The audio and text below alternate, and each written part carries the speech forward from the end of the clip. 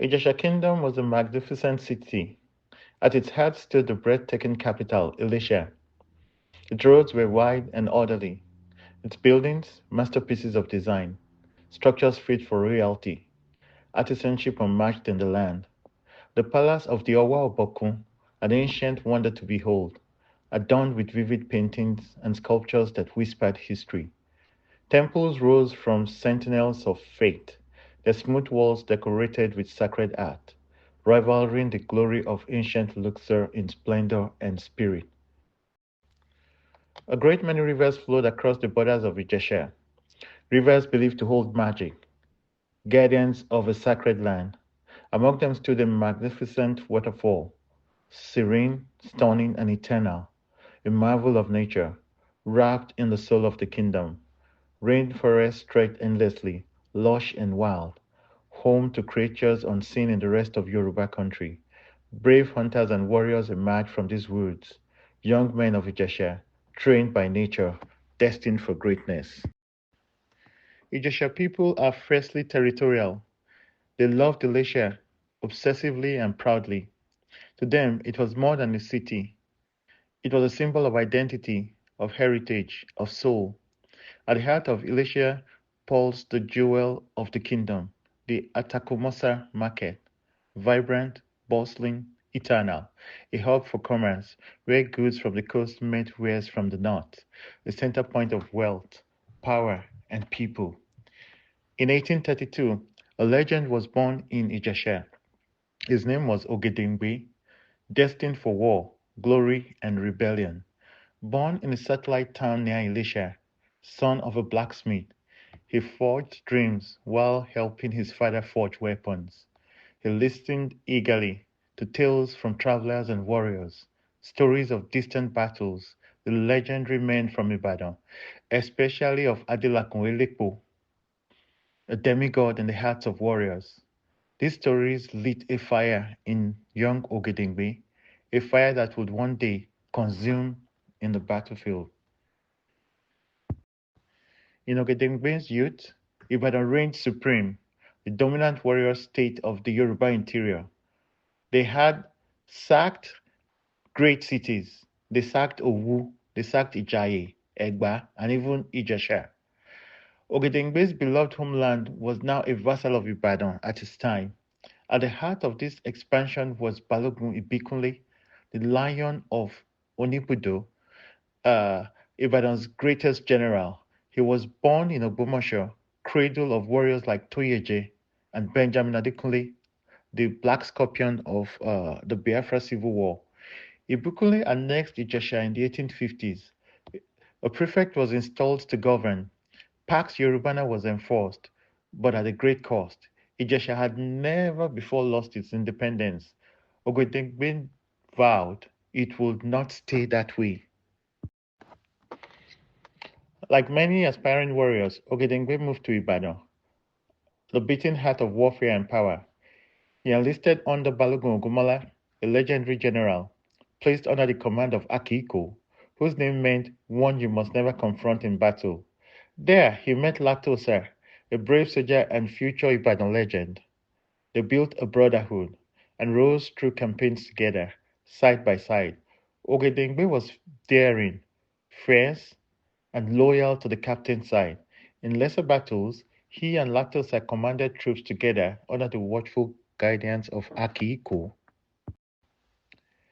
Ibadan had many Egyptian natives, and Ogedengbe soon led their growing community.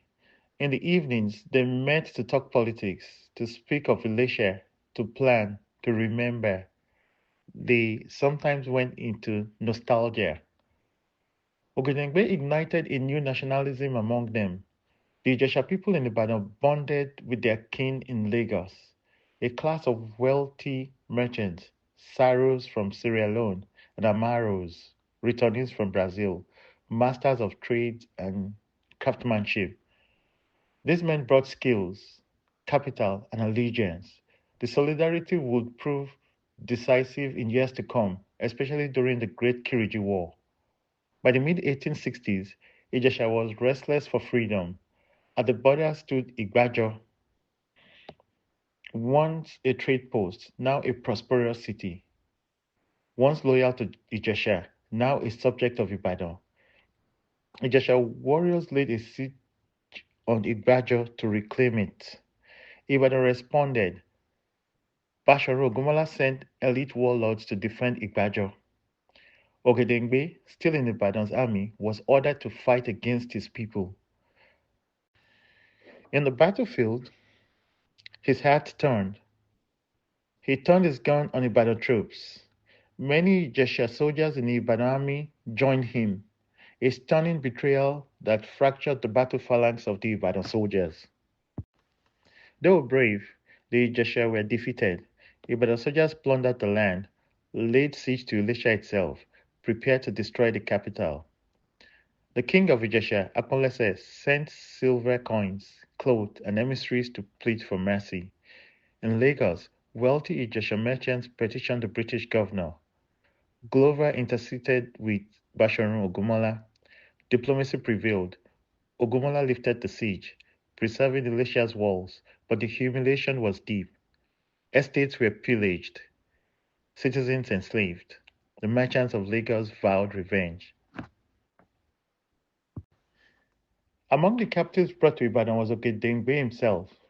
Arrested for treason, detained by the city that once honored him, his betrayal stunned his comrades. Why abandon power? For sentiment? Why forsake Pax Rio Urbana? For tribal pride? But to Ogedengbe, the answer was simple. I am Ijesha. I will die Ijesha. His story was only beginning. Ogumola was enraged. He ordered Ogedengbe to be taken to the shrine of Ogun, god of thunder. There he was to be beheaded. A traitor, a deserter, a disgrace to Ibadan's ranks. But again, voices rose in his defense. Ijesha nobles, his old comrades, friends across the cities, all pleaded for his life. Among them was Latosa, now a senior general.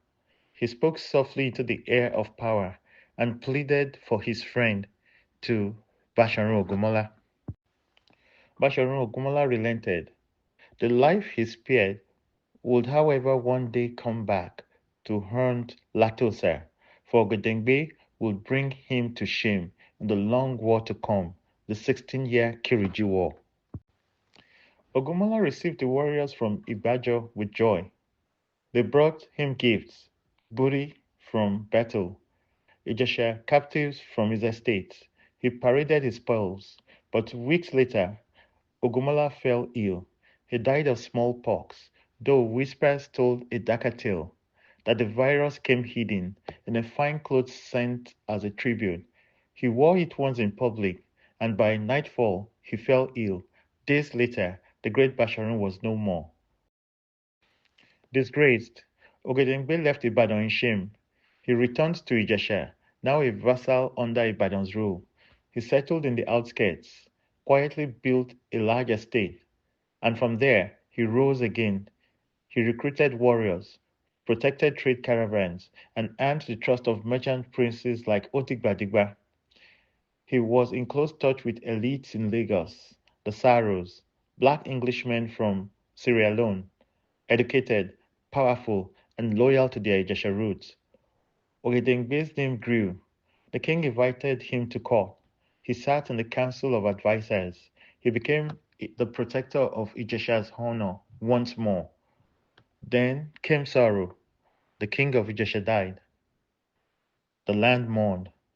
Two princes rose to claim the throne, Odigbadigba and Oweweniye.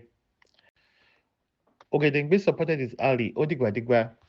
He lobbied the kingmakers, lavished them with gifts. He sent guns, palm oil, beads, copper coins worth £10,000 to the Ibadan administrator, begging support. 100 strong men and women he sent as tributes. Odigbadigba was crowned. He invited Ogedengbe to the capital as head of the imperial army. But Ibadan was not pleased. The administrator took the gifts, but withheld from the senior war generals. Furious, Ibadan rejected the king, declared him illegitimate. Ogedengbe tried again. More gifts, more diplomacy. The chiefs ordered Odigbadigba to go to Ibadan in person. He did, escorted with respect, bearing rich offerings. But behind the scenes, Oweweniye plotted. He bribed Ibadan warlords and with them planned treachery. As Odigbadigba journeyed home, he was ambushed and murdered. Oweweniye was crowned by Ibadan, his right hand bearing a mace sent by Governor Lactosa, now Field Marshal of Ibadan Empire. The kingdom was stunned, the nobles outraged, the elders humiliated, their crowned king murdered, their loyalty trampled. Ogedengbe was most enraged. He raised his army and marched on the capital. The palace was sacked, new chiefs expelled. The puppet king Oweweniye escaped in the night. Ogedengbe seized the city and swore on oath on Ijesha's sacred honor, never again shall Ibadan impose its will upon this land. Governor Latosa sent a furious demand to the nobles at Ijesha. Hand Ogedengbe over or face war. Ibadan would not tolerate rebellion. The council refused. Latosa declared war.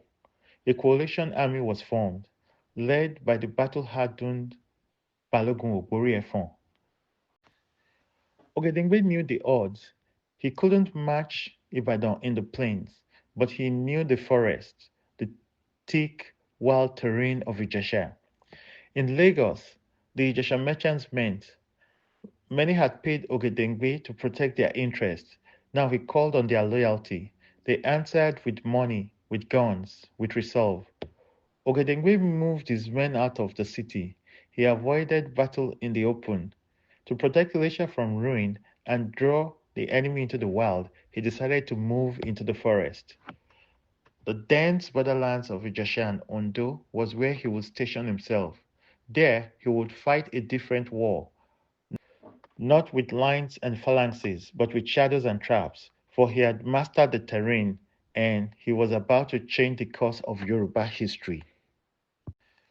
When Balogun Ogboriefon reached Ijesha, Ogedengbe was already gone, vanished into the forest. But the general would not leave empty-handed. He sacked the city, carted away wealth, cattle, goats, harvested grains, stacks of leather, once destined for northern traders. With his loot heavy, Ogboriefon marched into the jungle, determined to crush the rebel once and for all. But the forest was Ogedengbe's battlefield. He had marked key terrains deep within the jungle, hidden strongholds, concealed ambush points. His strikes were lightning fast. As the Ibadan troops marched in a file, weary from patrol, Ijesha warriors would emerge from the shadows. They would lay a surprise ambush, fight bravely for a while, and then vanish into the trees. They struck again and again. No pattern, no warning, just the rustles of leaves and death. Ibadan was built for open warfare, great plains and phalanxes, organized fronts and loud drums. But in the forest, they were helpless. Ogedengbe had learned their weaknesses from within, and now he used it against them. At strategic points, he built fortified camps where Ibadan soldiers stumbled into a rain of bullets. From treetops, from rocks, from silence, Ijesha warriors made the forest fight for them. In one fierce battle, Ogedengbe struck hard. His men attacked an Ibadan camp at night. Surprised, the soldiers fought back. Ogedengbe's men retreated, but it was a trap. Ibadan gave chase, hot and careless. Into an open path they ran, where Ogedengbe's men lay in wait, behind trees, ready with muskets, hidden and still. They opened fire. The phalanx collapsed. Ibadan warriors fell in dozens, their famed discipline broken by jungle ghosts. Ibadan soldiers grew paranoid. They feared every shadow, every rustling branch. Their morale broke. Balogun Ogboriefon, once undefeated, the legendary warrior, super warlord, humiliated in the bush. He could not fight Ogedengbe. could not destroy his army, could not reclaim victory. He turned around, ravaged a few towns in frustration, and marched back to Ibadan at night and with no fanfare, in big shame. The next day, Balogun Ogboriefon gave his account. As he spoke, the shame consumed him. He bursted into tears. The great general, broken by a ghost in the forest, Ibadan, once feared, once invincible, now demystified by Ogedengbe of Ijesha. Ogedengbe's name spread like wildfire through Ekiti, Ijesha, Ondo, and far beyond. He became a symbol of resistance, a folk hero to the east of Yoruba country. In Lagos, the Saros and Amaros spoke his name in admiration. In England, Queen Victoria had whispers of a fearless general who defied Ibadan's empire in the jungle. Ogedengbe's exploit lit a fire in a warrior prince from Okemesi named Fabumi. Inspired by the Ijesha general, Fabumi rose in revolt. The Ibadan tax collectors and governors were slaughtered. Over 400 nobles, merchants, and administrators they were put to the swords in the fiery uprising, and their estates burnt to ashes. The empire trembled. A full-scale civil war erupted.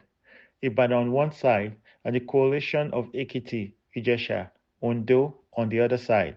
They formed the Ekiti Parappa Confederacy, and at the head of their armies, they chose one man, Ogedengbe, the jungle general, the savior of Ijesha. The Syro merchants of Lagos welcomed the war. They opened their vaults and financed the cause. They sent guns, Sniper rifles, gunpowders, and bullets. Provisions and even mercenaries from the colonies were sent. This was no longer just a local war. This was a rebellion backed by commerce, conscience, and vengeance. Ogedengbe was ready, and thus began the Kiriji War, a war that will last for 16 years and forever change the destiny of Yoruba people. We will discuss the legends of Fabumi of Okemesi and the 16-year Kiriji War in future. Follow the page to be notified as we all go on this journey of immortalization of the great ancestors of Yoruba land.